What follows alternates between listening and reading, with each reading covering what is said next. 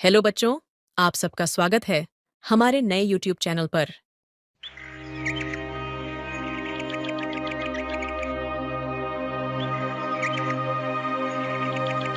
भोला सुबह सुबह अपने कुल्हाड़ी को लेकर जंगल की ओर जाने लगा। भोला रोज लकड़ियां तोड़कर लाता और गांव में जाकर बेचता। जो भी थोड़े पैसे मिलते उससे जैसे तैसे अपना पेट भरता। उस दिन जब भोला लकड़ी काटने गया, उसने देखा कि बहुत सारे पेड़ पहले से ही कटे हुए हैं। फिर अरे ये क्या, लगता है आज कलुआ मुझसे पहले आकर लकड़ियां तोड़कर चला गया। वैसे भी कलुआ को तो मुझसे बहुत ज्यादा लकड़ियों की जरूरत होती है, इसीलिए आया होगा। चलो अब जंगल के और अंदर जाना होगा। भोला और अंदर चला गया। उसने देखा कि बीच जंगल में बहुत से पेड़ थे। उन पेड़ों को देखकर अरे वाह, यहाँ पर तो बहुत सारे पेड़ हैं। अगले 2 महीनों तक भी रोज लकड़ियां काटूं तो भी कम नहीं पड़ेंगी। भोले ने पेड़ काटने के लिए कुल्हाड़ी उठाई। तभी उसने देखा कि ऊपर एक बंदरिया अपने नवजात बच्चे के साथ उस पेड़ पर बैठकर फल खा रही थी। वो बंदरिया इतने प्यार से अपने बच्चे को पकड़कर बैठी थी कि उनका प्यार देखकर भोला रुक गया। ये क्या करने जा रहा था मैं? अगर मैंने ये पेड़ काट दिया, माँ बंदरिया और उसके बच्चे का घर टूट जाएगा। नहीं, मुझे ऐसा नहीं करना चाहिए। शायद इस पेड़ पर बहुत सारे फल हैं, इसीलिए ये बंदरिया यहाँ रहती होगी। चलो मैं कोई ऐसा पेड़ काटता हूँ जिस पर किसी जानवर या पंछी का घर ना हो। भोला और आगे चला गया। उसने अपनी जरूरत के अनुसार लकड़ियाँ काटी और उन्हें बेचने चला गया। ऐसे ही दिन बीतते रहते हैं। भोला रोज उस बंदरिया और उसके बच्चे को देखता। कभी कभी भोला बंदरिया को खिलाने के लिए घर से रोटी भी ले आता। एक दिन जब भोला लकड़ी काटने गया, तब उसने देखा कलुआ उसी पेड़ पर कुल्हाड़ी चला रहा था जिस पेड़ पर उस बंदरिया रहती थी। कलुआ को उस पेड़ को काटते देख, अरे कलुआ, ये क्या कर रहे हो? ये कैसा सवाल है? भगवान ने आंखों की जगह बटन लगाकर भेजा है क्या? दिखाई नहीं देता? लकड़ी काट रहा हूँ। वो तो मैं देख रहा हूँ कलुआ, लेकिन इस पेड़ की लकड़ी क्यों काट रहे हो? किसी और पेड़ की लकड़ी काटो। पेड़ पर देखो, एक बंदरिया का घर है, उसके साथ उसके नवजात शिशु भी हैं कलुआ। तो क्या हुआ? वो बंदरिया किसी और पेड़ पर चली जाएगी। इतने सारे पेड़ तो हैं। लेकिन कलुआ, लेकिन वेकिन कुछ नहीं। चल निकल जा यहाँ से। आया बड़ा मुझे सिखाने वाला। और सुन, इस पेड़ को तो पूरा मैं ही काटूंगा। ये ध्यान रखना, तुझे चाहिए तो कहीं और चला जा, नहीं तो ये देख रहा है ना कुल्हाड़ी, मुझे जरा सी भी देर नहीं लगेगी इस कुल्हाड़ी को तुझ पर चलाने में। कलुआ पेड़ काटने लगा। भोला बेचारा चाह कर भी कुछ नहीं कर पाया और आगे चला गया। दोपहर के समय जब भोला जंगल से लौट रहा था, तब सपने देखा कि कलुआ ने वो पूरा पेड़ काट डाला था। भोला को बहुत बुरा लग रहा था। तभी उसकी नजर पेड़ के एक बड़े लकड़ी के नीचे गई। वो बंदरिया उस लकड़ी के नीचे मरी पड़ी हुई थी।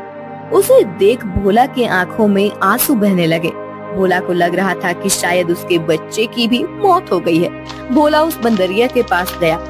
तभी उसने देखा कि बंदरिया ने मरते हुए भी अपने बच्चे को अपने गोद में सुरक्षित रखा था। हे भगवान, तेरी महिमा अपरंपार है। इस बंदरिया ने मरते हुए भी अपने बच्चे को गोद में सुरक्षित रखा है।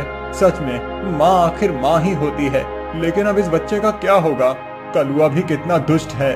मैंने बताया था उसे इस पेड़ पर इस बंदरिया का घर है, लेकिन उसने मेरी बात नहीं सुनी। फिर भोला ने गड्ढा खोदकर बंदरिया के शव को उस गड्ढे में डाल दिया। फिर उसके बच्चे को अपने गोद में उठाकर अपने साथ उसे घर ले आया। उस दिन एक बात से भोला अपने छोटे भाई की तरह उस बंदर को साथ रखने लगा। एक दिन भोला लकड़ी काटने गया था। तब क्यों भोला, सुना है तूने किसी बंदर को पाल रखा है? अरे खुद का पेट तो तुझसे भरता नहीं, अब उस बंदर को क्या खिलाएगा? वो वही बंदर है कलुआ, जिसकी माँ के तुम हत्यारे हो। मैंने तुम्हें कहा था कि उस पेड़ पर उस बंदरिया का घर है, फिर भी तुमने वो पेड़ काट दिया। वो बंदरिया पेड़ से गिरकर मर गई, इसीलिए मुझे इंसानियत के नाते उस बंदर को अपने साथ ले जाना पड़ा। अगर मैं उसे नहीं ले जाता तो इस जंगल में ऐसे ही उसकी मौत हो जाती। हाँ तो तू बड़ा दयावान है ना। सारी दुनिया की इंसानियत और अच्छाई एक तुझ में ही भरी हुई है ना। कलुआ, मेरी तुमसे विनती है कि आगे से तुम कोई भी पेड़ काटते समय थोड़ा ध्यान दो कि किसी जानवर पंछी का घर न टूटे। ए भोला, मैंने पहले भी एक बार तुझसे कहा था कि तू मुझे मत सिखा। जब तूने कुल्हाड़ी हाथ में लेना सीखा था ना, उसके कई साल पहले से मैं लकड़ी काट रहा हूँ। तू कौन होता है मुझे सिखाने वाला? रुक, तुझे अभी मजा चखाता हूँ। ऐसा कहकर कलुआ ने भोला को पीटना शुरू कर दिया। उसे पीटने के बाद भोला को उसने चेतावनी भी दी कि आगे से अगर वो इस गांव में लकड़ी काटने के लिए आएगा तो उसे अपनी जान से हाथ धोना पड़ेगा। बेचारा भोला घर आ गया और बंदर से बात करने लगा। चलो दोस्त, अब इस गांव से हमारा दाना पानी उठ गया है। उस कलुआ ने मुझे पीटकर साफ साफ चेतावनी दे दी है। अब अगर जान बचानी है तो इस गांव को छोड़कर जाना ही बेहतर होगा। चलो, हम कहीं और जाकर हमारी अपनी दुनिया बसाएंगे। भोला बंदर को अपने कंधे पर बिठाकर गांव से कहीं दूर जाने के लिए निकल गया। दिन बीत रहे थे और भोला दर बदर भटकते हुए काम की तलाश कर रहा था। ना तो उसे काम मिल रहा था और ना उसके रहने का कोई ठिकाना था। जैसे तैसे अपने लिए और बंदर के लिए वो एक वक्त का खाना जुटा पा रहा था। एक दिन ऐसे ही वो थक कर एक पेड़ के नीचे बैठा हुआ था। बंदर उसकी गोद में सोया हुआ था। तभी वहाँ एक योगी बाबा आए। प्रणाम योगी बाबा। कल्याण हो पुत्र। एक बात बताओ, तुम इस बंदर को ऐसे गोद में लेकर क्यों बैठे हो? बाबा, इसने अपनी माँ को खो दिया है। इसका इस दुनिया में कोई नहीं है, इसीलिए मैं इसे अपने साथ अपने घर ले आया था। लेकिन हमारे गांव के एक गुंडे की वजह से मुझे गांव छोड़ना पड़ा। अब मैं काम और सर पर छत ढूंढते हुए दर दर भटक रहा हूँ। पुत्र, तुम्हारा हृदय सच में कोमल है। तुमसे किसी का भी दुख नहीं देखा जाता। तुमने इस अनाथ बंदर की जिम्मेदारी लेकर इसे एक परिवार दिया है। तुम अगर चाहो तो मेरे साथ मेरे आश्रम में रह सकते हो। मेरे आश्रम में मेरे कुछ शिष्य रहते हैं और कई बार कितने साधु भी आते हैं। उनके भोजन और रहने की व्यवस्था की जिम्मेदारी अगर तुम उठाओ तो मुझे बहुत आनंद होगा। ये तो मेरी खुशनसीबी है बाबा। मुझे आपके साथ रहने में सचमुच खुशी होगी। लेकिन बाबा, मेरा ये बंदर भी मेरे साथ आएगा। मैं इसे कहीं नहीं छोड़ सकता। हाँ पुत्र, तुम इसके साथ आ सकते हो। भोला बाबा के साथ उनके आश्रम चला गया।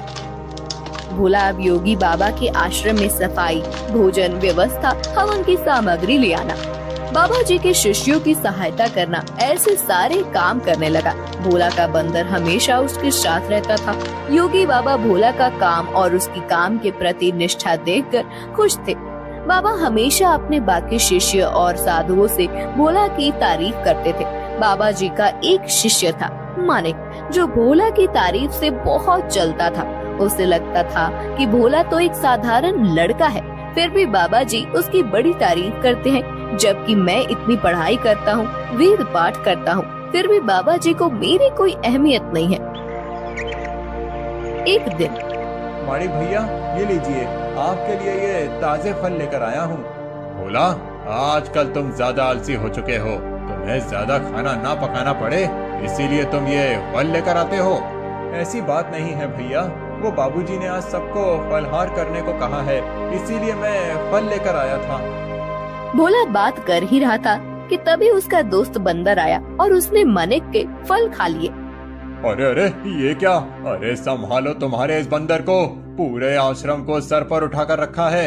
ये बंदर मेरे फल खा गया। भोला, अभी के अभी इस बंदर को भगाओ इस आश्रम से, नहीं तो मैं योगी बाबा से इसकी शिकायत करूंगा। मानिक भैया, मैं आपसे माफी मांगता हूँ और आपके लिए और फल लेकर आता हूँ, लेकिन मेरे इस भाई को मैं अपने से अलग नहीं कर सकता। मानिक को भोला पर बहुत गुस्सा आया। उसने योगी बाबा से भोला की शिकायत की, लेकिन बाबा जी ने भोला का पक्ष लेकर मानिक को ही सुना दिया और ध्यान मग्न हो गए। आज तो हद हो गई। इसकी वजह से गुरु जी ने मुझे डांटा। इसका कुछ करना ही पड़ेगा, लेकिन इस तरह कि मेरा नाम कहीं न जाए और इसकी छुट्टी हो जाए। कुछ दिन के बाद योगी बाबा को उस गांव के राजा ने अपने राजमहल में आने का आमंत्रण दिया। योगी बाबा अपने शिष्यों के साथ भोला को लेकर राजमहल चले गए। राजा ने उनकी बड़ी आओ भगत की। 2 दिन राजमहल में रहने के बाद सब आश्रम लौट गए। फिर 2 दिन के बाद राजा अपने कुछ दास और प्रधान के साथ आश्रम आए। क्षमा करें बाबूजी, यहाँ आकर आपको कष्ट दे रहा हूँ, लेकिन बात ही ऐसी है कि मुझे स्वयं आपकी भेंट लेने आना पड़ा। कोई बात नहीं, आपके आने का कारण बताइए। समझ नहीं आ रहा कैसे कहूँ बाबूजी, 2 दिनों से हमारी महारानी का नवलखा हार कहीं गुम हो गया है। समझ नहीं आ रहा कि कहाँ गायब हो गया। साफ साफ बताइए कि आप क्या कहना चाहते हैं। क्या हमारे जाने के बाद से वो हार गुम हुआ है? सच कहूँ तो हाँ। मतलब हम में से किसी ने वो हार चुराया है, ऐसा कहना है आपका? नहीं बाबूजी, मैं आप पर शक करने का पाप नहीं कर सकता, लेकिन महारानी की वजह से मुझे यहाँ पर आना पड़ा। महाराज, आपके यहाँ आने की वजह से मुझे कोई आपत्ति नहीं हुई, लेकिन मैं अपने सारे शिष्यों को अच्छे से जानता हूँ। मेरे शिष्यों में से कोई भी चोरी जैसा पाप नहीं कर सकता। फिर भी अगर आपको तसल्ली ना हो तो आप सबकी तलाश ले सकते हैं। राजा के साथ आए हुए दासों ने सबकी तलाशी ली। तब उन्हें भोला की झोली में वो 9 लखा हार छुपाया हुआ मिला। वो भोला को पकड़कर ले गए। छोड़ो मुझे, मैंने कुछ नहीं किया है। बाबूजी, मैं सच कह रहा हूँ, मैंने चोरी नहीं की। भोला, तुमने चोरी की है? मैं सोच भी नहीं सकता था कि तुम इतनी गिरी हुई हरकत कर सकते हो। नहीं नहीं मालिक भैया, मैं सच कह रहा हूँ, मैंने कुछ नहीं किया। मैंने उस हार को देखा भी नहीं था। बाबूजी, ये लड़का रंगे हाथों पकड़ा गया है। अब मैं कुछ नहीं कर सकता। मुझे इसे सजा दिलाने के लिए महल लेकर जाना होगा। बाबूजी, मुझे बचा लीजिए, मैंने सच में कुछ नहीं किया। आप मुझे जानते हैं, मैं चोरी के बारे में सोच भी नहीं सकता। बुरे से बुरे वक्त में भी मैंने चोरी नहीं की, तो अब क्या करूँगा? मेरा विश्वास कीजिए। राजा के दास भोला को ले जाने लगे। तभी उनके पीछे से आवाज आई, रुकिए, मेरे भाई ने चोरी नहीं की है। सबने पीछे मुड़कर देखा। भोला का बंदर पीछे खड़ा होकर बोल रहा था, महाराज, मेरे भाई ने चोरी नहीं की है। ये हार किसी ने जानबूझकर उसके झोले में डाला है। ये क्या, एक बोलने वाला बंदर? हाँ, मैं एक बोलने वाला बंदर हूँ। मेरे बचपन से लेकर भाई मुझसे बात करते आए हैं। ये रोज मुझसे ढेर सारी बातें करते हैं। उन्हें बोलते हुए देख और उनकी बातें सुनकर ही मैंने बोलना सीखा है। मैं दावे के साथ कह सकता हूँ, मेरे भाई ने चोरी नहीं की है। अच्छा, तो तुम दावे के साथ कह रहे हो, तो तुम्हें ये भी पता होगा कि ये हार जानबूझकर इसकी झोली में किसने डाला? हाँ, मुझे पता है। इस माड़िक ने मेरे भाई के झोले में वो हार डाल दिया था। क्या तुम सच बोल रहे हो? नहीं नहीं बाबूजी, ये झूठ बोल रहा है। मैंने सच में चोरी नहीं की है। तुम्हारी लड़खड़ाती हुई जुबान ने सब सच कह दिया है माड़िक। मैं कभी सोच ही नहीं सकता था कि तुम ऐसा करोगे। सच सच बताओ, तुमने चोरी क्यों की? और उसका इल्जाम बेचारे भोला पर डालकर क्या करना चाहते थे तुम? मानिक ने अपनी जलन के बारे में सब सच सच बाबा जी को बता दिया। महारानी के हार की चोरी के जुर्म में मानिक को पकड़ लिया गया। फिर भोला, तुम्हारा ये बंदर सच में बड़े काम का है। ये हमारे राज्य की बड़ी मदद कर सकता है।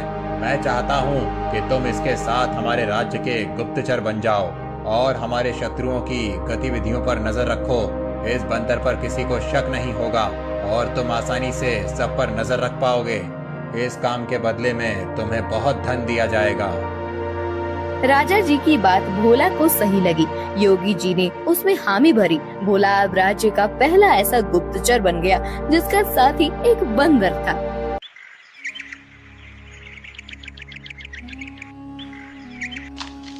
रूपा अपना पिज्जा का ठेला लेकर जा रही थी। ले लो, ले लो, गरम पिज्जा ले लो, वेज पिज्जा, चीज पिज्जा ले लो। बहुत दिनों से रूपा का पिज्जा का धंधा कुछ ठीक से नहीं चल रहा था। ग्राहक उसके ठेले के पास से गुजरते थे, लेकिन पिज्जा खरीदने के लिए नहीं रुकते थे। तभी वहाँ रूपा के पिता की उम्र का किशोरी लाल आया। किशोरी लाल सीटी बजाते हुए, अरे वाह, आज तो लगता है मेरी नसीब बहुत जोरों पर है। सुबह सुबह चिकनी चमेली के दर्शन हो गए। मेरा रास्ता छोड़िए। अरे रास्ता छोड़े मेरे दुश्मन। हम दोनों के तो रास्ते जल्दी ही एक होने वाले हैं और तुम बोल रही हो कि रास्ता छोड़ दो। ये ठीक नहीं है डार्लिंग। अच्छा तुम्हें डार्लिंग कहूंगा तो चलेगा ना? वो क्या है ना, मैंने सुना है कि आजकल की लड़कियां को डार्लिंग, जानू, बच्चा ऐसे सब सुनना अच्छा लगता है। तुम बताओ मैं तुम्हें क्या कहकर पुकारूं? कोई जरूरत नहीं है मुझे किसी भी नाम से पुकारने की, जाने दीजिए मुझे। रूपा रास्ता बदलकर जाने लगी। तभी किशोरी लाल ने रूपा का हाथ पकड़ लिया। छोड़ो मेरा हाथ, छोड़ो। अपनी बेटी की उम्र की लड़की का हाथ पकड़ने में शर्म नहीं आती तुम्हें किशोरी लाल? किशोरी लाल नहीं, सुनिए जी कहकर बुलाओ मुझे। और मुझे शर्म आने की जरूरत नहीं है। शादी होने वाली है हमारी। तुम्हारी उस जुआरी बाप ने मुझसे कर्जा लिया था, कर्जा नहीं चुका पाया, इसलिए अपना घर उसने मेरे नाम पर दिया। ये तो मेरी रहमत समझो कि मैंने तुम लोगों को घर से बाहर नहीं निकाला। ये करके भी वो रुका नहीं, फिर से जुआ खेलने के लिए मुझसे पैसे लिए और कहा कि अगर पैसे नहीं चुका पाया तो मेरी बेटी से शादी कर लेना।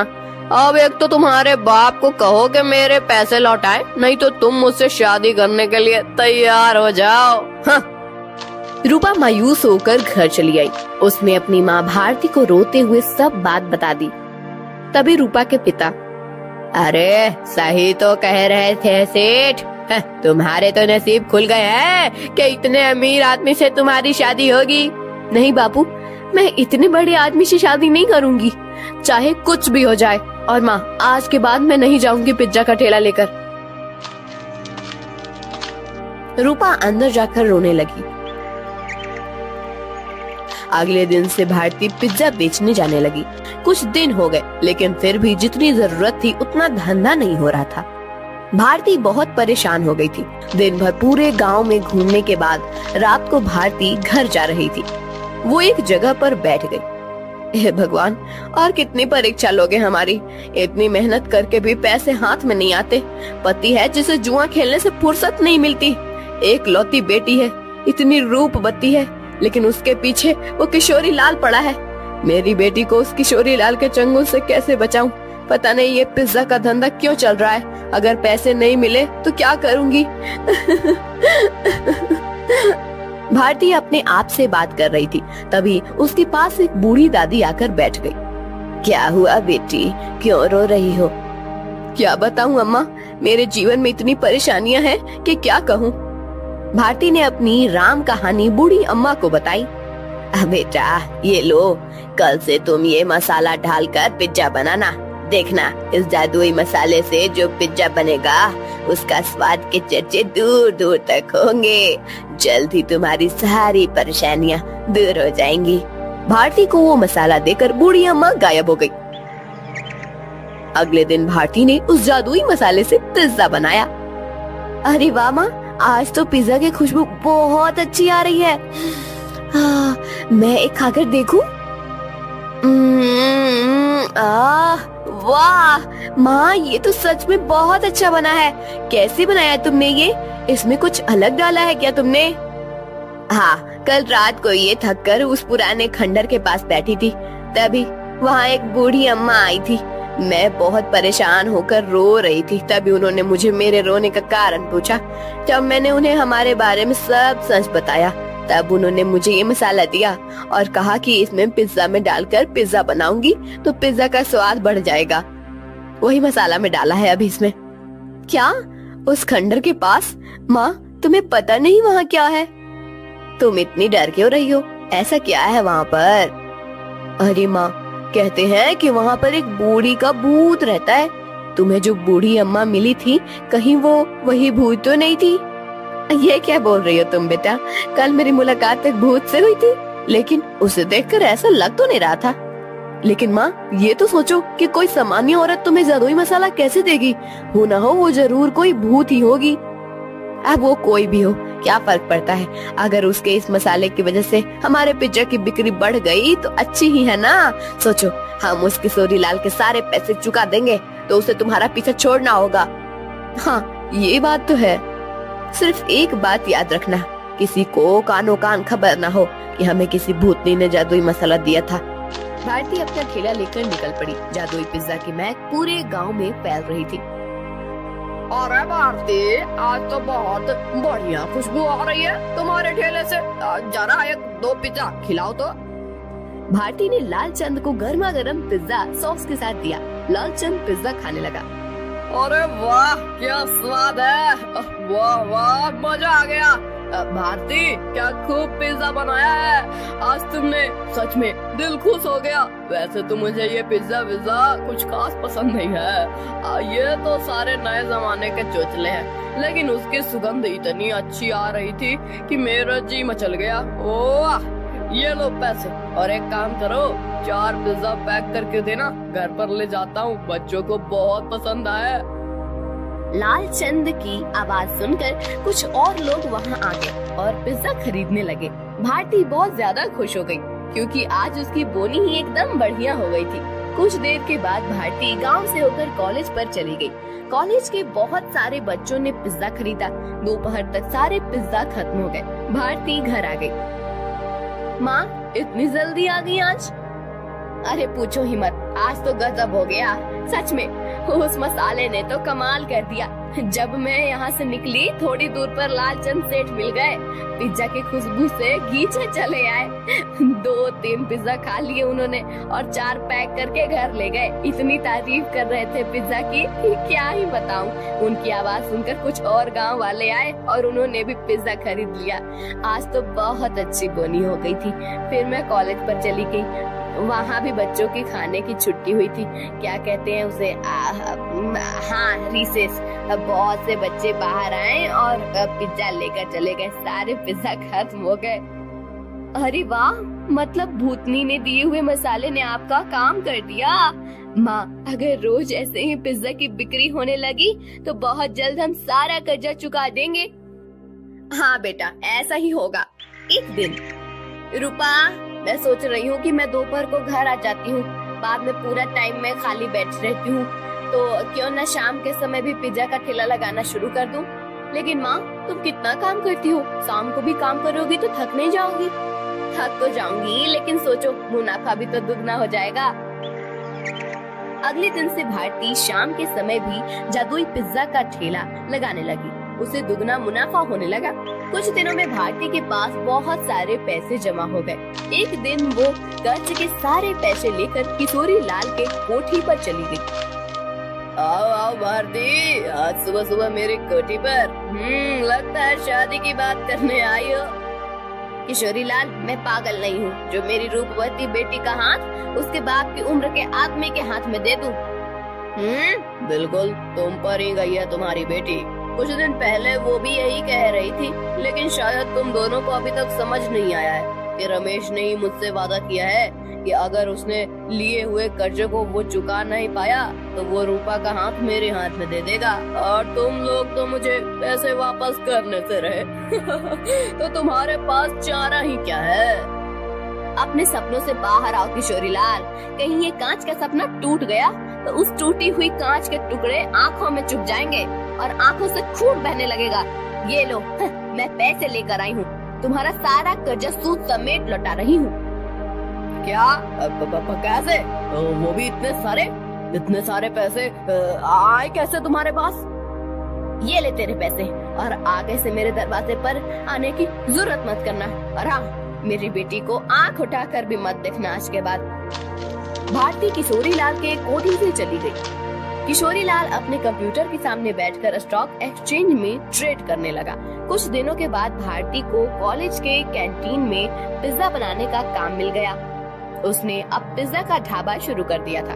दोपहर में भारती कॉलेज के कैंटीन में काम करती थी और शाम को रूपा के साथ मिलकर अपना पिज्जा ढाबा चलाती थी। एक दिन किशोरी लाल के कोठी पर, पापा, आप ऐसे सर पर हाथ रखकर क्यों बैठे हैं? क्या बताऊं बेटी, कुछ दिनों से शेयर्स लगातार गिर रहे हैं। मुझे बहुत बड़ा लॉस हो गया है। क्या? तो अब आप क्या करेंगे? आप अब क्या, जितना भी पैसा बचा है उसे भी लगा देता हूँ। अगर 2 दिनों में शेयर्स ऊपर चले गए तो डूबे हुए सारे पैसे वापस मिल जाएंगे। लेकिन अगर ऊपर नहीं गए तो? शुभ शुभ बोल कल हुई।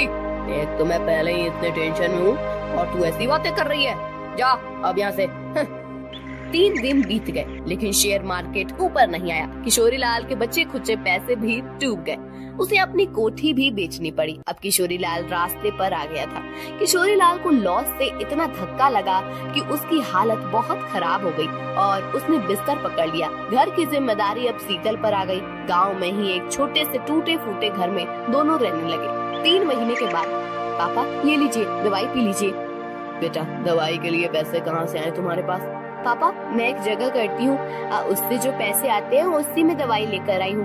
और पापा मैंने इस घर का किराया भी दे दिया है और खाने के लिए राशन भी भर दिया है। अब आप सो जाइए, मुझे काम पर जाना है। ये सब उस भारती की वजह से हुआ है। जिस दिन से वो आकर मुझे खरी खोटी सुना कर गई, उसकी बेटी भी हाथ से चली गई। मैं छोड़ूंगा नहीं उस भारती को। पापा आप तो समझिए, इसमें भारती चाची की कोई गलती नहीं है। रूपा मेरी उम्र की है। उसके साथ शादी की बात करने के बारे में सोचते हुए आपको ही शर्म आनी चाहिए थी। कौन सी माँ चाहेगी कि उसकी बेटी की शादी ऐसे आदमी से हो? मुझे बहुत दया आ रही है उन पर।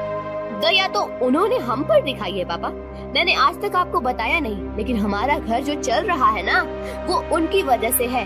मैं भारती चाची के ढाबे पर ही काम करती हूँ। क्या सच? हाँ पापा, आपने उनके साथ इतना बुरा किया, उनका घर ले लिया, फिर भी उन्होंने हमारे बुरे वक्त में हमें सहारा दिया है। किशोरी लाल शीतल की बात सुनकर हक्का बक्का रह गया। उसने भारती को घर बुलाकर माफी मांगी। रूपा से बदतमीजी करने के लिए रूपा से भी माफी मांगी। शीतल भारती के साथ काम करते हुए पैसे कमाने लगी और धीरे धीरे उनकी भी जिंदगी सुधर गई।